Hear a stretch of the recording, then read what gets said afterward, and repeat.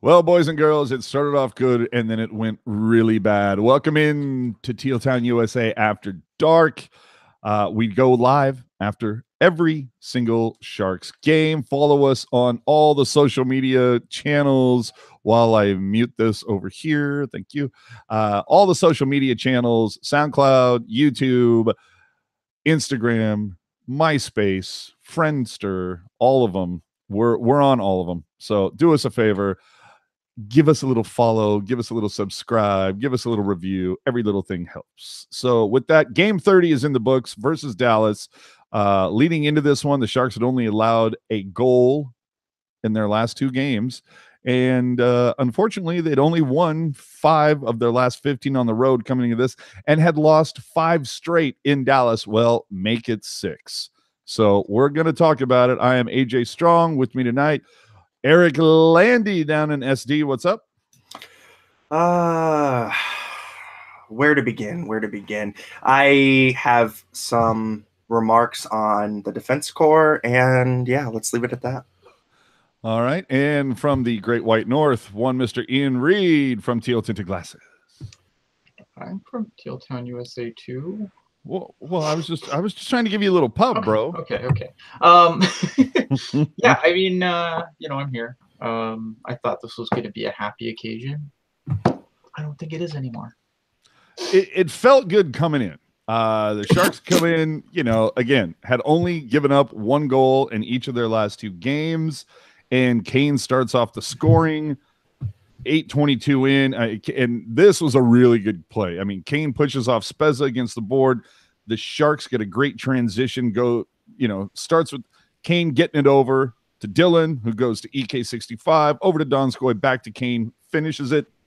I mean, Landi, that you had to have at least felt good seeing that and going, okay, we're continuing, and that was a really nice goal. Yeah. I mean, it was kind of off the rush. You saw EK65 go across ice pass to Evander Kane. Evander Kane kind of just shuffles it in, and we're off to the races. It's good to see Evander kind of going toward the net. Good to see him getting off the schneid, and yeah, EK65 really showing his rushing skills there. I almost thought you said Russian, but not rushing. Okay. But what did you take from that? I mean, Ian, you got to appreciate the guy hasn't scored in 9 games. He finally gets off the schneid. Yeah, I mean, if anyone needed a goal, it was Evander Kane on the team, and I think I said as much in a tweet. It was nice to see Evander Kane get that goal. It was good. I mean, the first period I thought was really good, and when the Sharks do good, it's good. Yeah, I mean, the Sharks really poured it on. Felt like the opportunities were definitely shifted into the Dallas zone. And, it was a really good way to start, a road game. And this really was a tale of 2 games. I felt like the Sharks came out on fire in the first period, really owned it. And then the second period, things did kind of shift. But let's finish off the first.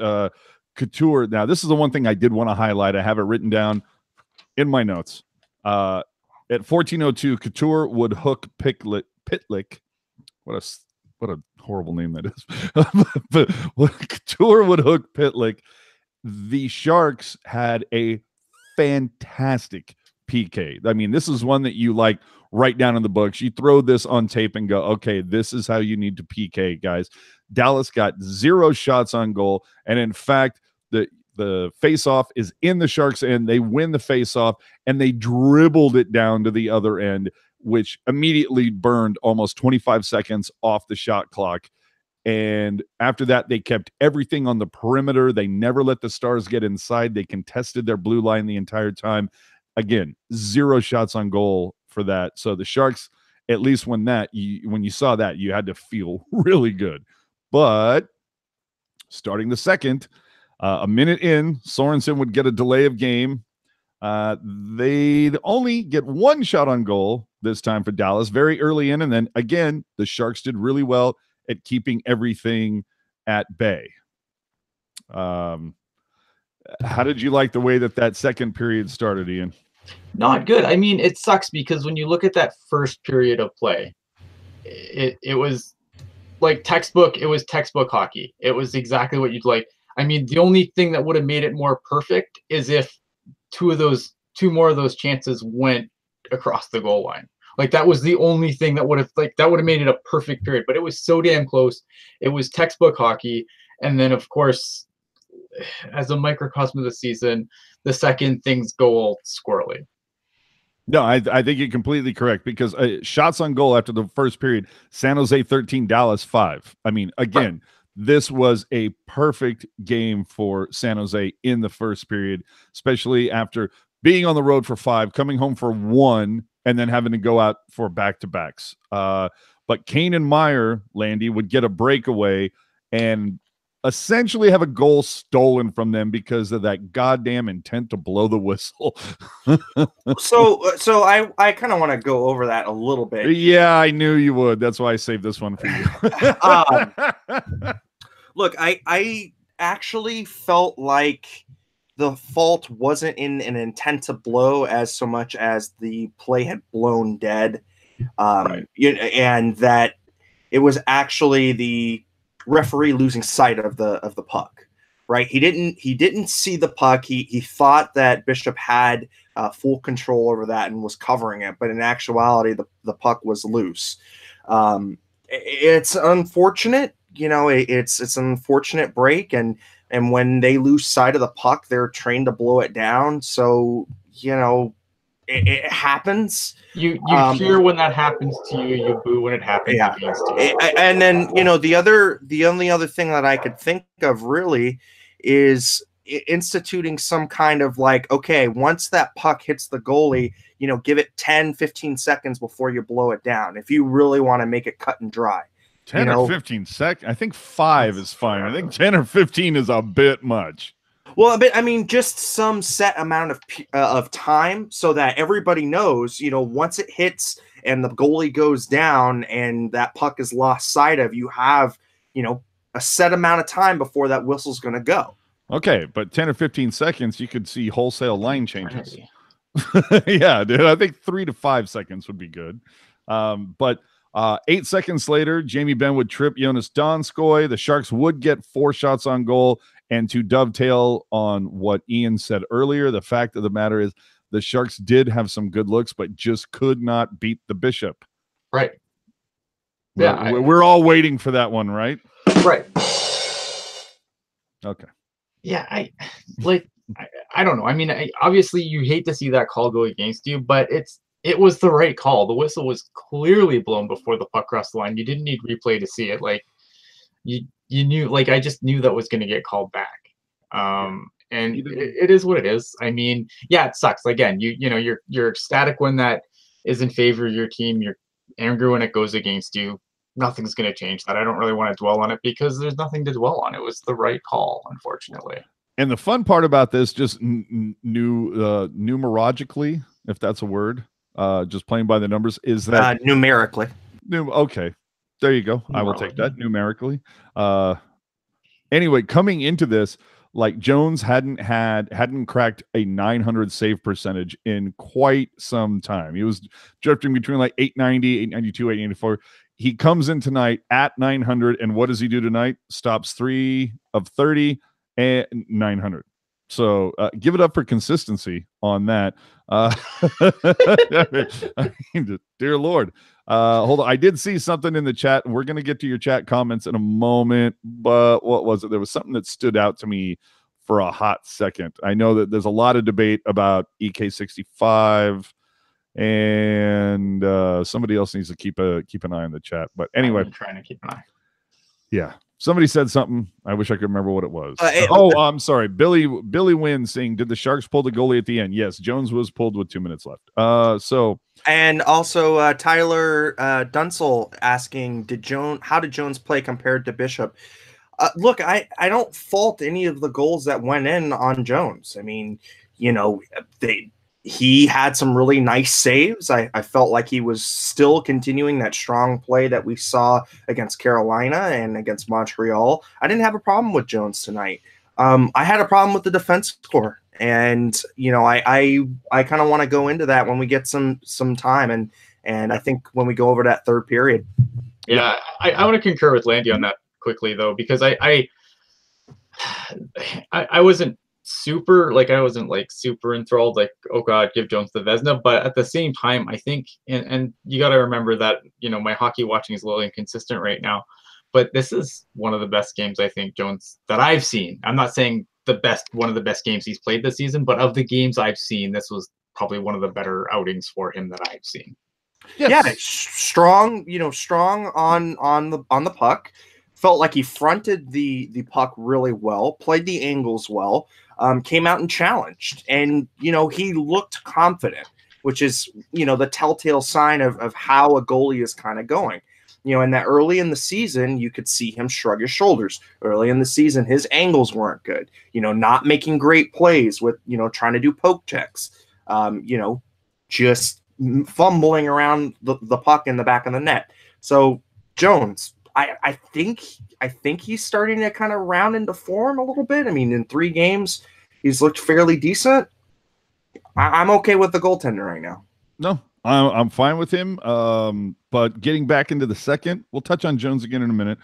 Getting back into the second, 5 minutes later, after the Ben trip on Donskoy, Mark would take advantage of a horrific line change by the Sharks. And of course, post-Teal syndrome would strike again as Roman Polak would get the assist on this one.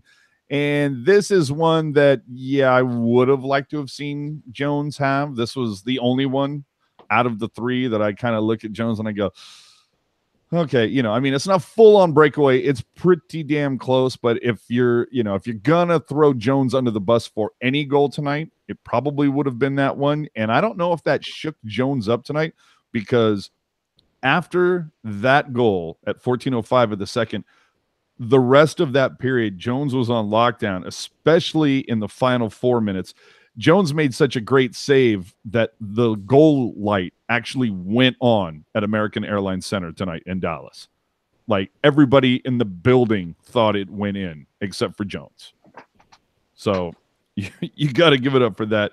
But Dallas did come on in the second. Again, shots on goal after the first, 13-5 for San Jose. After the second, it was 16-14 for Dallas. And faceoffs for this pretty much remained even. And it started off 53-47 for Dallas, ended up being 52-48. So it was pretty even in the circle. Both teams came in tonight, remember, 33 points each. I mean, these are pretty evenly matched teams, with the exception of the fact that Dallas is pretty top heavy, Ian. I mean, you've got Radulov, Sagan, and Ben accounting for the lion's share of the points for Dallas, whereas obviously with San Jose, it's a bit more spread out. Yes. No, I agree with that. And that save on Ben was stupid. There was a save on Ben, I think, late in the game that was just dumb. I thought for sure was a goal. And I was just like, I kind of was like, threw my hands in the air, because I was like, I don't know, I was up. I think I was getting Caleb ready to go upstairs so he'd go to bed. And I think I was watching it, and I had my glasses on, and I wasn't close enough to my monitor, and I could have swore it went in just by the way Ben moved. And I'm like, oh, whatever. And then sure enough, Jones actually saved it, and it was pretty. Yeah. So that's how the second would shake out. 21 seconds into the third, Pavelski would be tripped by Como. And to me, this is really where the game switched, because they go into the third, tied at 1. Very early into the third, the Sharks get a power play opportunity, and what happens? 0 shots on goal. Donut. Not only that, AJ, 0 shots on goal. It looked bad.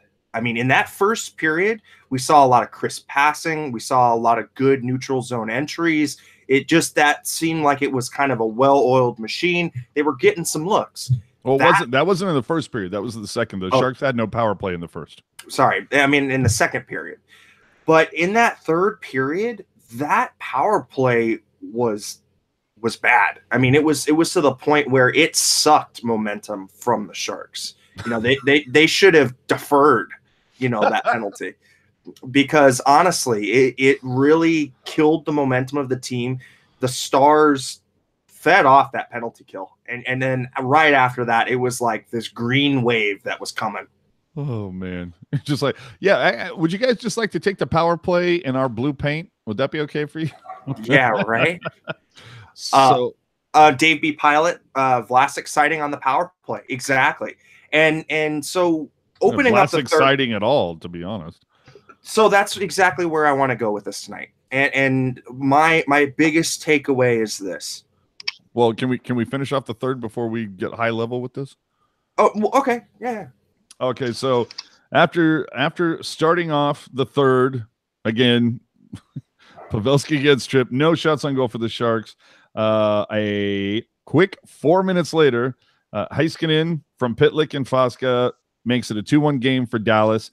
And you think, okay, it's only 2-1. All right, the Sharks can get this backed up. And less than 2 minutes later, Richie scores on a 2-on-1 from Shore and Spezza. That's one that I really can't fault Jones for. Some 2-on-1s you can, but that one I can't. And it was telling, too, when you go into the third and you look at the stats and you say the Sharks are plus 15 goal differential after the first period, but they're minus 12 after the second period. This is not good. We need to fix this.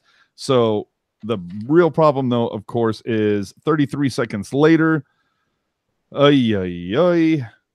Couture would tip in one from EK65 from Dilly, a wicked wrister that Couture, that is the teaser goal, my friends. That was the one that everybody got excited and said, oh, okay, it's 3-2. We can do this. 3-1, it was insurmountable, but 3-2, we can do this. 18 minutes left. The Sharks would pull Jones, but dude, even those last 2 minutes when you're trying to skate with desperation, I still don't think the Sharks did enough or got into the slot, got into the dirty areas, got into the danger zones in order to get stick taps to Dallas. They kept the Sharks, even with the empty net, for the most part, they kept the Sharks to the perimeter and didn't let anything get down low. So it would finish off, again, 52-48 in the circle. Shots on goal for the Sharks, 43, Dallas 30.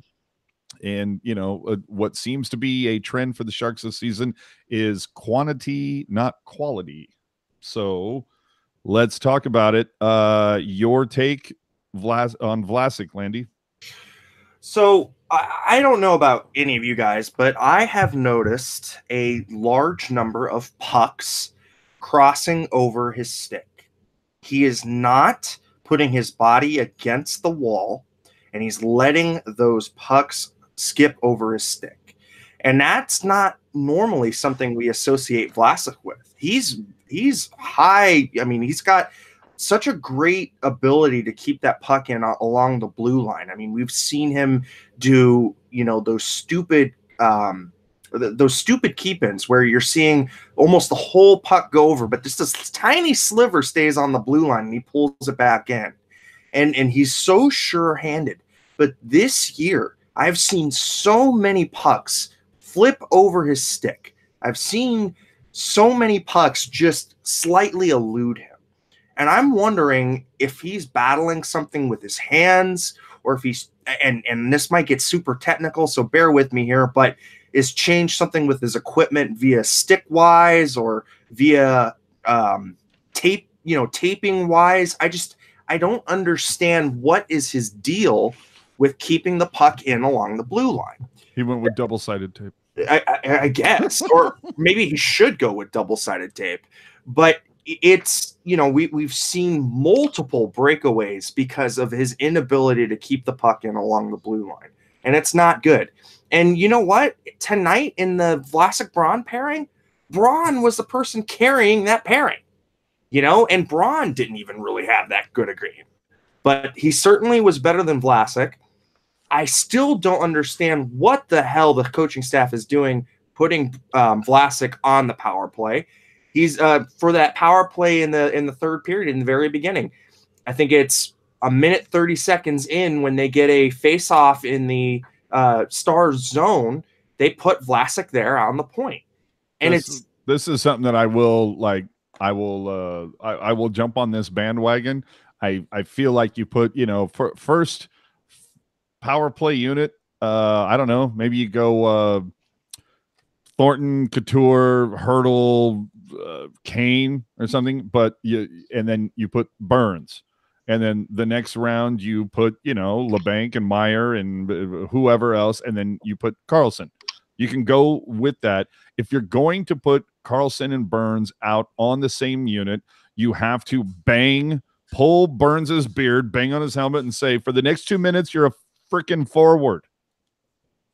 Yeah, and Rob Iman kind of chiming into Vlasic has to be hiding an injury. Look, I mean, when he shot that puck in on Ben Bishop, first off, he did not take an extra second to let somebody kind of come in front of Bishop. So it was a horrible shot selection.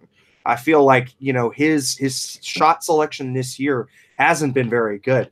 But I've also seen a loss of velocity on his wrister. His wrister was normally like deceptively heavy. It was a heavy shot. But this year I'm seeing a lack of velocity. And quite frankly, I'm seeing a lack of using, I guess, shot intelligence or shot IQ, because it's just not there. It was high, it was up in the crest, and it wasn't going for a rebound on the pads. It's just not good, and he has to be better. Bar none, whatever you want to say. He has to be better. I mean, he's sporting a pretty big minus, and I know that we all say, oh, well, plus minus isn't the end-all be-all of stats, but still, I mean, it's a stat, and it's there. And it's one that that Vlasic has significantly done very well in. Right. Ian, it seems like you haven't spoken in 20 minutes. Go ahead. I'm sorry. No, look, I mean, I kind of agree. I mean, I don't know about an injury. Like, maybe I'm very skeptical. Like, I hate when, if there's like, I know that, look, the Sharks are really stubborn about reporting injuries, but there's a part of me that, like, when I default to injury without any, solid evidence to the contrary, I just feel like I'm sticking up for my boy. And then I'm not saying that's what Landy's doing. I just can't do it until I hear like something where, oh, Vlasic's been nursing this or that. Then I'll be like, okay, cool. Maybe this is the problem. The concern that I have is not only the deployment of Vlasic, but I think Erik Karlsson was out for like 2 minutes and 30 seconds at the end of the game there. Like, that's just silly. Like, you want to know why you can't, you get just crappy perimeter shots and everything? Well, because no one has the jam to actually skate to the front of the net when they're out there for 2 minutes and 30 seconds. Like, you can't overplay a guy like that. Like, for those that have never, played a shift in hockey, and look, and I play beer league, so, don't look at me like I'm a, professional hockey player, but 2 minutes is a long time to skate, even, for a schmo like me. I can't, even at the best of your shape, I mean, 2 minutes is a long damn shift. Like, you're asking a lot of someone's body. And I'm not saying Erik Karlsson isn't up to the task, but I just feel like you're hurting yourself. You want better guys. You want guys on the ice that are going to have the jam to do something if the opportunity happens. And if you're overplaying all these guys in the last 2 minutes of the game, if that opportunity happens, they're not going to have any jam left to push that puck because they're dead tired. And the other thing that I have a problem with as far as the defense score goes, I think we can sing the praises of Radim Šimik a little bit, but what the hell is he doing? Okay, but I'm ready to get on I'm ready to get on the mountaintops to sing the praises of him. Yeah, I agree. He's been pretty good. What the hell was he doing out there as the expert attacker? Yeah. No, that I will totally give you. And let's take it to the chat real quick. How much does it take away from a power play to have two right-handed defensemen? Do you really need to have a right-left combo? No, you don't. I think plenty of teams have proven that. Right, and I think it's just the stubborn deployment. It's the lack of keeping Burns in the Ovi spot. I mean, the guys over at Circling the Cup, banging and banging and banging this. I'd rather see Pavelski in that spot. I mean, AJ has been banging and banging and banging this. I mean, look. That's what I do. You can't have two righties, patrolling the blue line, but that means somebody's always going to be on their offhand. Yeah. And that's just something you're going to have to deal with. Now, the way to solve that is to put the Wookiee up front, on the power play, like AJ was saying. it's just this fickle deployment. And it's really, I mean, they have not figured out how to put Carlson and Burns together on a power play. And, I don't know. I guess I just feel like the deployment is really what's bothering me with this team. And the other thing that is really kind of starting to creep into my mind now is I don't know if they're tuning the coaching staff out, or they're just not, crisp mentally. But what is up with these horrible changes in the second period? Every single time we go into the second period, I am cringing throughout the whole thing, because it just seems like they are playing hope hockey, trying to chip the puck out so they can get the damn change. Well, I think that goes back to the thing I said about long shifts too. Again, it's the long change. If it's the long change to get back to the bench, and if you're out there for extended amounts of time and taking longer shifts, you're going to have less jam to get back to the bench. And I think that's part of it. Going back to the question, though, about the left-right D, I don't think, left-right D, I think is ideal, but you can do two righties. The problem isn't, again, is what Landy's saying. It's positioning. It's the positioning on the power play. And that's what's hurting the Sharks. It's not that the two right-handed shots are out there. It's the position that they are on the ice, the areas that on the ice that they are when they're trying to execute their play. And that's the problem. Yeah, I would definitely go with that. A couple other final things I had in my notes, and these are just fun things from watching the broadcast. Randy Hahn, you know him, you love him, but he did have a pretty kind of a funny call out. And I think, that could be just a case of him being just kind of wrapped up in the game. But he called out and he's talking about how, the Sharks are out shooting, Dallas, I think at this point, like 38-28. But what he didn't put into context was the fact that the Sharks were 8 shots up just after the first. And he's calling this with 6.5 left in the game. So kind of making it a little more extreme than it actually was. If I remember correctly, this is only the second game the Sharks have lost after scoring the first goal, so that's not good. But I don't want to I'm just going to say this and drop it. I don't want to get into a whole discussion. There were a couple of trips and cross checks the last 5-6 minutes where I do think the Sharks probably should have gotten a power play, but I will always say this, I will definitely take no calls versus too many calls, and I didn't have too much of a problem with the guys swallowing the whistles tonight. I thought there's some heavy hits. I mean, Sorensen and Schimmick throwing the body. This felt like like a game when Dallas used to be in the back. Yeah, but PDB did throw the line blender out there towards the end. We did see Thornton out there with Kane and LeBanc. So, I mean, they were definitely trying to find that spark. I'm not going to judge it on just tonight. We saw them, win that final one in Montreal after having the closed door meeting with GM Doug Wilson and Coach DeBoer. And then we saw them show up really well for that one home game versus Carolina. But boom, back on the road, and they've won one of their last 6 road games. This is not good. And we'll see what happens with Arizona tomorrow, who, if I remember correctly, is coming into that game on a 3-game winning streak. So, and I want to quickly address something that hasn't been brought up a lot lately, and especially in the fervor of maybe we should be looking at a coaching change.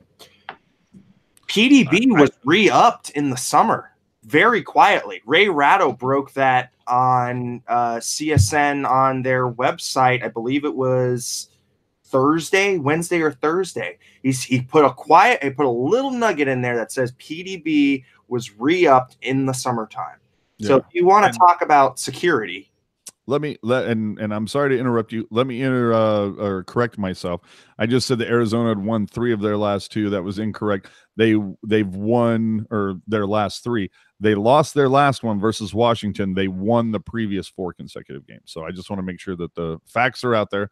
But that's the way it is. But yes, even Kevin Kurz in The Athletic, I believe, earlier this week, addressing the idea of coming from many fans on social media saying PDB has lost the room. You look at his history, he can never get past he can't ever make it beyond a third entire year. Something always bad happens in his fourth year. And Kevin Kurz pointed out, well, earlier on, his kind of debate point was, well, if you look at that every year, PDB, the skill that he had to work with had gone down. But of course, you can't. Not a point that I haven't made 100 times. Yeah, but you can't say that about the Sharks. That's right. No, I agree. Yeah, So I agree. My whole thing is, you can scream from the mountaintops that PDB needs to be canned, and and I may agree with you once in a while because I'm upset and heat of the moment, but my answer always to that is, okay, with who replaces him, like within reason. Right, of course. And then, this team is not, I mean, I wouldn't say it's frugal with its money, but it's very smart with its money, right? They don't make a lot of mistakes money-wise, insofar as the front office goes.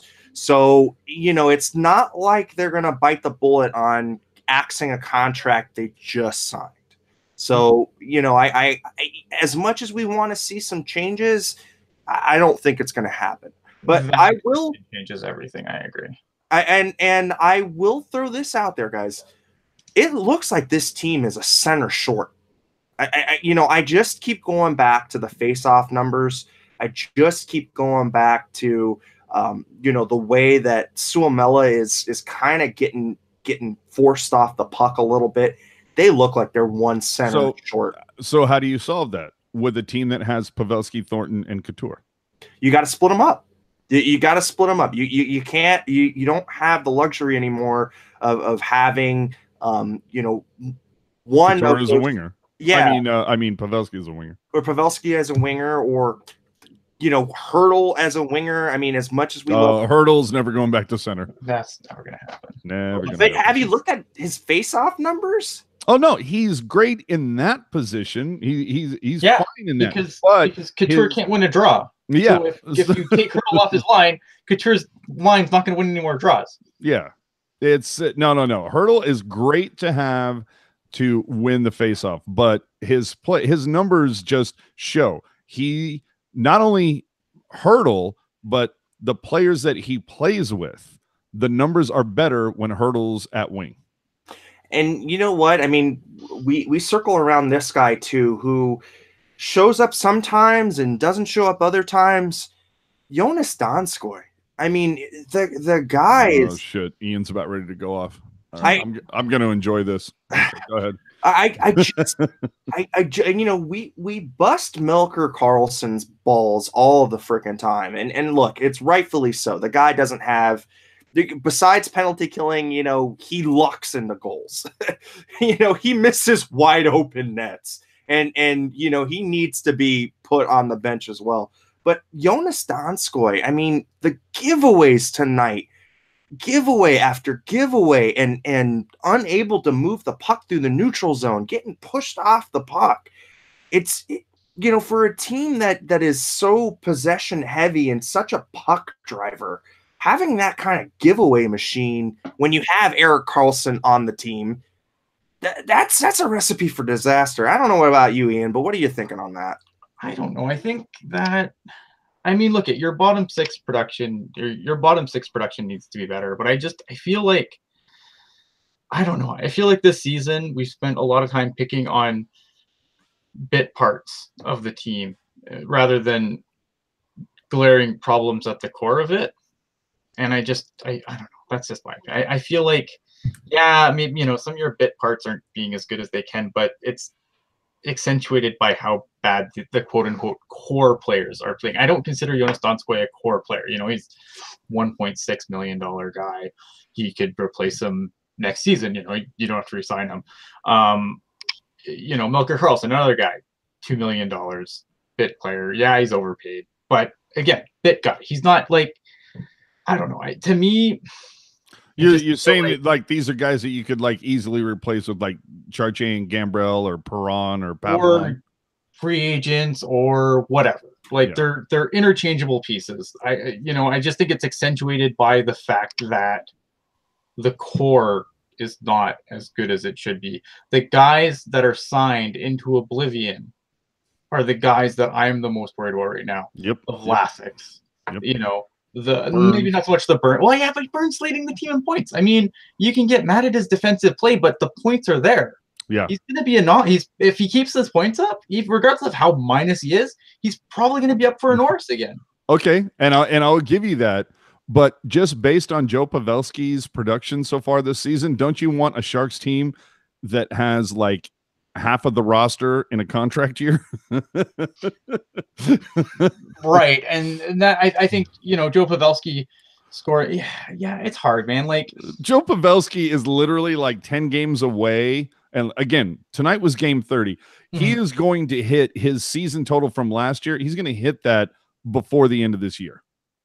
Yeah, and I think it's going to be great. I just hope that the Sharks don't see that and go, well, we'll just sign him till he's 42 because this can't never end. Like that's the part that concerns me is Vlasic. I mean, Vlasic hasn't been Vlasic this year. Right. Landy earlier brought up the stick play, and that's his bread and butter. I think Kerr's put out an article, I think the last couple of days, talking about how the Sharks aren't as physical. That's never really been Vlasic's game. Vlasic's game has never been hit you off the puck. It's always been, excellent stick work as you come by. Whoa. You're talking about the Sharks not having a physical game. When have they had a physical game in the last 7-8 years? I mean, yeah, exactly. It's like my point is expecting that exactly, but expecting that from a guy who's been here all that time and being like, oh well, Vlasic's not being physical enough now. He's never had a physical game. That is my point. But if his stick game isn't working, then what's going on? Justin Braun. I mean, here's another guy coming up. And people are pretty split on. I think Justin Braun's been past his best before date for the last 2 years. Like I think that's where you need to shed salary. That's where you start because he's definitely not worth a raise. You give Justin Braun a raise, you're in trouble. And the other guy, like Evander Kane, you just signed him for 7 years. We talked about him getting Google. I'm not as down on Evander Kane as a lot of people, but we definitely need a little more from him. Yeah, I mean, right now he's sitting on 17 points in 30 games. I mean, 8 goals, 9 assists. Yeah, but let's also call it out. You say 8 goals in the first 30 games. Let's also call out half of those goals came in the first 4 games. Of course. Right. And I totally agree with that. I mean, Evander Kane is the guy that I'm looking at that needs to step up. Jesus Christ. Todd Gack in the chat saying we need a guy like Ryan Reeves. The Sharks have had a guy like Ryan Reeves. We've had Rafi Torres. We've had Scott Parker. We've had Brian Marchment. We've had guys that are like that. The Sharks have it right. Look at for as much as Evander Kane maybe not be producing to the level we want, he has that in his game. Timo Meier has that in his game. Both those players can actually put the puck in the net. Also, they're not just one-dimensional ass parties. You know what I think it is though? You're looking for that on your blue line, like you're looking for. You have that in exactly. But Simic, tonight his 3rd consecutive game. Also, Radim Simic. I love what he has brought to the party over the last 3 games. Do not get me wrong. I will take Simic over Heed and over Ryan every day the year is long. However, you've got Ryan Reeves, who's like 6'6", soaking wet, whereas Simic is 5'11" on a good day. And I understand Ryan's even smaller. Yeah, and I understand that it's like, you want that kind of bigger guy. No, it's funny you talk about Joakim Ryan because I had the guy like autograph my jersey like maybe 3 weeks ago at a practice, and I was like, God damn, you're small. I mean, I'm 6'2", 220, and I'm looking at him going, you could be bigger for a defenseman. Right. I'm just saying, but it's so hard though to find that balance between size and fleet of foot. Right. No, and that's exactly it because it's not just good enough to be big anymore. Like the Sharks are never going to be. Remember back in the day when it was, I think the average height of the team was like 6'3", 6'4". Yeah. You had Thornton and Murray and Marlowe, just stupid big. Like they're just all stupid. Big. They were what was it, like 5 or 6 years ago? It's like they were the biggest and the fastest. Yeah. They weren't necessarily the youngest, But they said or maybe that's what it was. They were the biggest and the youngest, not the fastest. Yeah, right. it was I was gonna say Douglas Murray was never gonna be mistaken for a speedster. Well, no. But see, that's the thing that I totally respected about Douglas Murray's game is the fact that people would skate at him with like a running start and bounce off of him like he was a friggin' brick wall. Yeah. Right. And, again, Ian's bringing this totally right. I mean, the game has changed. Yeah. You can't have a pylon like Douglas Murray. No, not a pylon, but I would like to see some of the players. And again, if it's like, I would love to see Dylan have a little bit of like Kyle McLaren to his game where he can throw out the occasional hip check. Like, you're not looking to damage people. You're not headhunting, but if you see the play coming together, you stick your fat hip out there and you kind of level a guy. And that was actually one of the fun things about watching this game tonight versus the Stars. We saw Timo Meier flip a guy head over feet. Right. Simic, whatever. Shimmick. Yeah, we saw Shimmick nail a guy into the boards tonight. Sorensen has been throwing the body around for like the last 5 games. And to be honest with you, I was in Sorensen's corner. What was it? What was the game before Montreal? Was it Ottawa? Yeah, Ottawa. It was like Sorensen was like the only guy out there. He seemed to be playing a pissed off game. Not that he was pissed off because they were down 6-2. He was pissed off because it felt like he was the only one playing the goddamn game for the Sharks that night. Yeah. Well, I mean, you have to play that way when you're not Melker Karlsson and you could go to the press box anytime for no reason. Okay. And you guys bring up such a great point with the physicality. Where is Evander Kane's jam this year? Like he went after a couple guys tonight. I don't have a beef with his jam, honestly. I feel like Evander Kane, sometimes to his detriment, but it seems like whenever anybody looks at one of our star players, Evander Kane is generally in their face. Same with Timo Meier. Like, this team isn't the team. Yeah, and Sorensen too. But I mean, like, when you look at, like, Sorensen's obviously not on the ice the same time as, I mean, he did protect Joe Thornton when he was playing down further in the lineup. But I mean, Evander Kane, Timo Meier, these guys are playing with your key players. And anytime someone looks at them wrong, like, one of them is generally there getting in your face. And that never happened before. The Sharks would just take the hit and they'd all skate off to the bench. And poor Logan Couture would, get uncrumpled from the corner where he was turned into a paper ball and wander back to the bench after everyone had already gone back like nothing had happened. That doesn't happen this year, and I'm glad for that. No, I agree. But the thing that I'm trying to illustrate here, Ian, is that last year when Kane was brought in from the trade, he injected this life force, this willingness to throw the body around, this reckless kind of skating, just reckless abandon.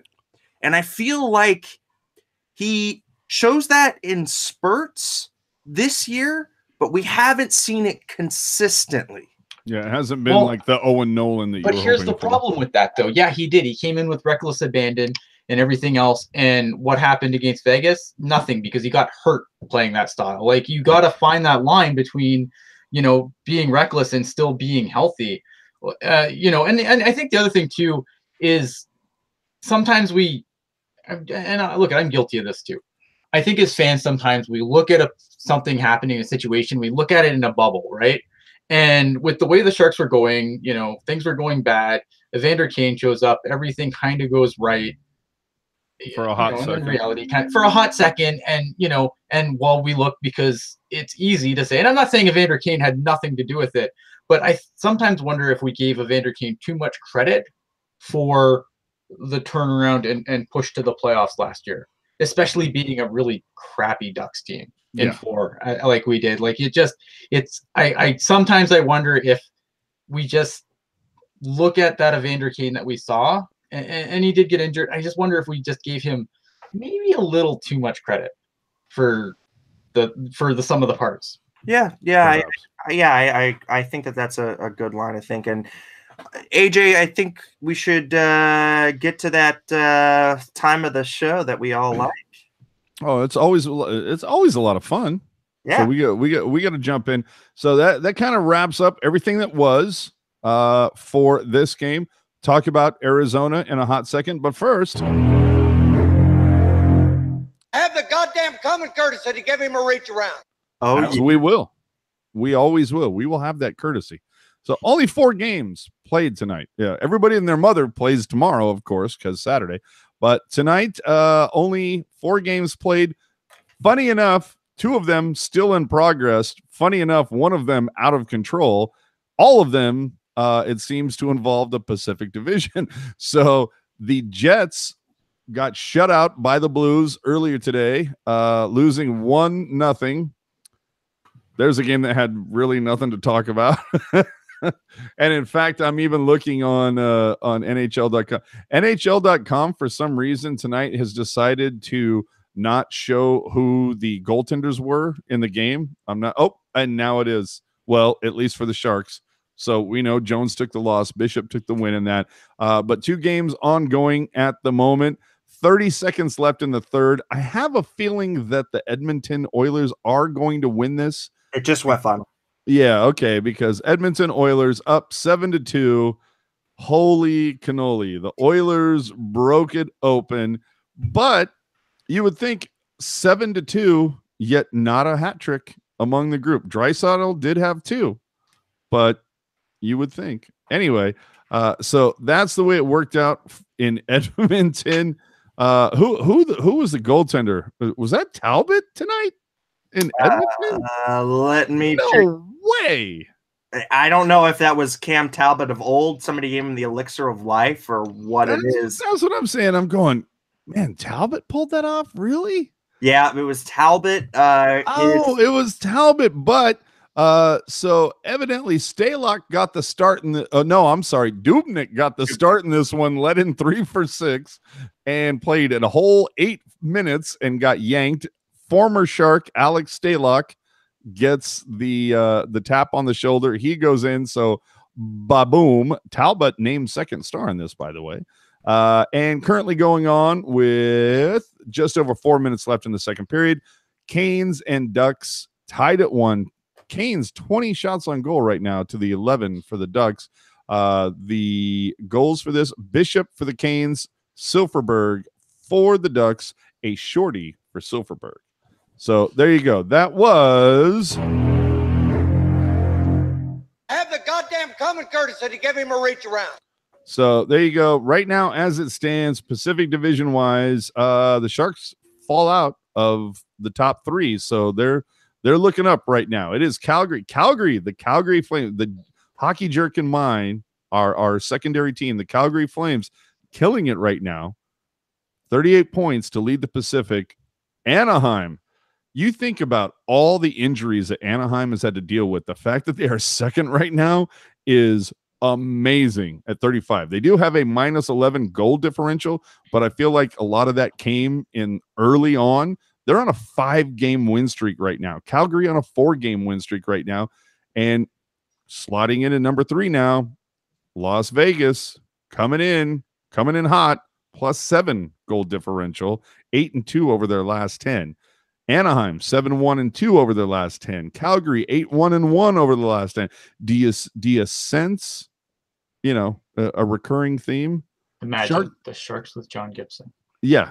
Oh, damn right. Sharks need to get it together, I think is what we're saying. So Arizona, Sharks head to Arizona tomorrow night. Arizona, again, they won 4 in a row, lost their last game versus the Stanley Cup champions, the current ones anyway. We'll see what that entails.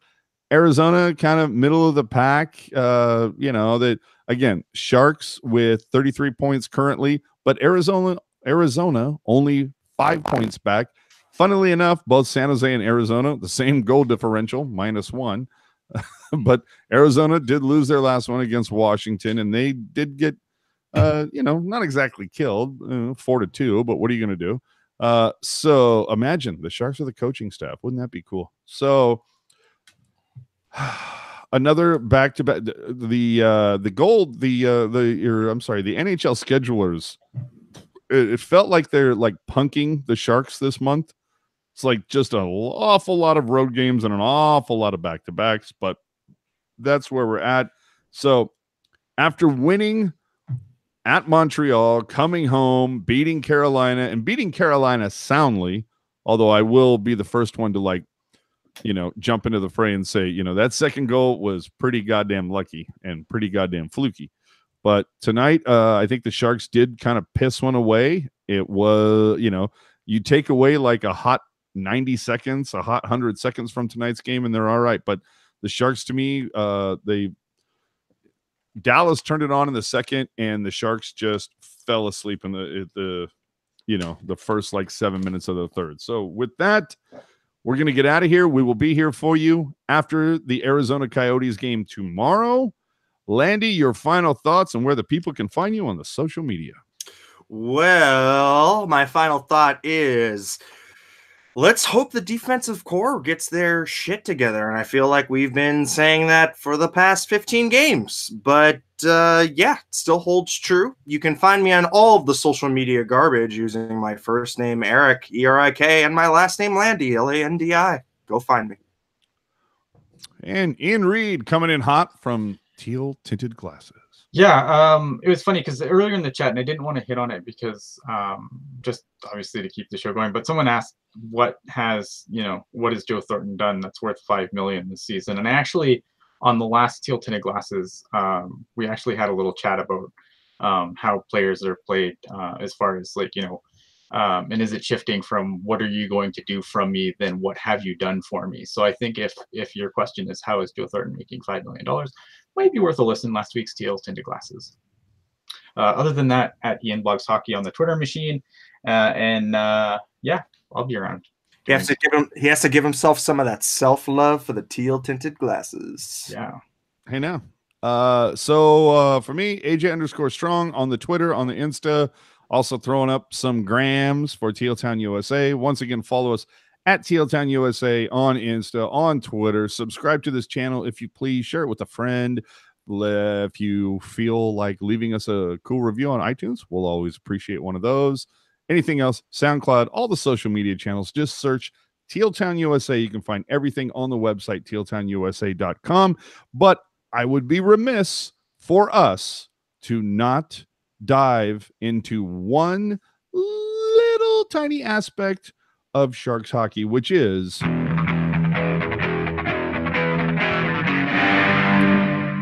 the San Jose Barracuda play the Tucson Road. Now you have to take into account San Jose Barracuda right now, top of their Pacific Division, but just only by a skosh above the Tucson Roadrunners.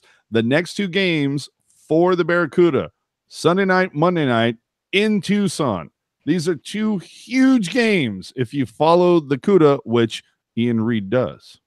Yeah, definitely going to be a big test for the Barracuda this weekend, going up against the Roadrunners. The Roadrunners, like you said, they're right on their heels for the Pacific Division lead, and I think the Barracuda have been still really good lately. Obviously, with guys bouncing up and down. They've definitely seen some changes in their lines and whatnot, but they're starting to look healthy again. Both goalies have been great. Bebo and Cornash are just unbelievable. Unbelievable. They basically split the load, and they both neither one of them has suffered for it.